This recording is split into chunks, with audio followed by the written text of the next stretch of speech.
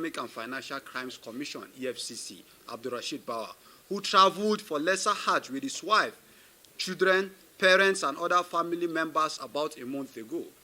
It was revealed that while in Jeddah and Mecca, they stayed in Sheraton Hotel, which cost about $15,000 for 10 days per room, and Mr. Bawa paid for 6 rooms, and the hotel accommodation for the trips is estimated to be around $300,000. We understand the need for a religious pilgrimage for every personal individual, but we have failed in every possible thought to justify how Abdurrashid Bawa could easily afford that luxury without batting an eyelid.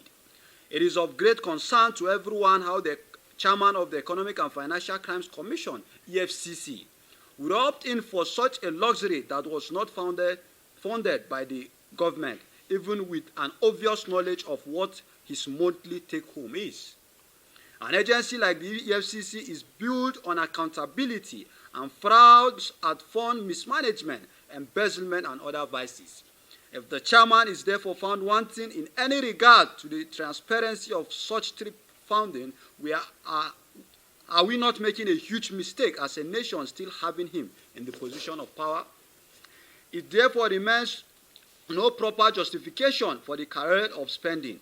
We should therefore say that Mr. Bawa has continued to exhibit incompetence and unprofessionalism in managing the affairs of the agency. His never-ending display of ineptitude and his leadership will create greater mishap within the noble agency. The Coalition of Concerned Citizens frowns at the magnanimous exhibition of the corrupt practices, breach of public trust, and abuse of power by Bawa.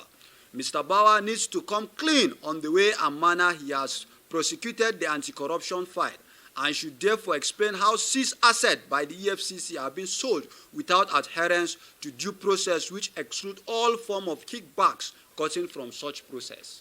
For the record, Mr. Bawa was found wanting and reported arrested and detained in 2019 at the Port Harcourt office of the Commission, where he was the zonal head, on the fraudulent sale of trucks, which necessitated his removal and detention by the same EFCC for selling at least 244 commission-seized patrol-bearing trucks worth about 20 and 30 million naira each to his proxies at a ridiculous amount of 100,000 naira through a shady auction exercise.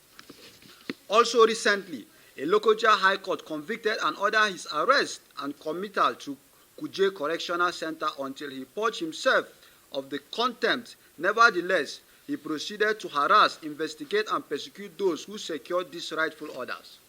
The EFCC chairman even expanded his persecution to other individuals who were never done lawful business with the Kogi state government without fault. We humbly ask everyone here, has the rule of law been changed to favor anyone above the law itself?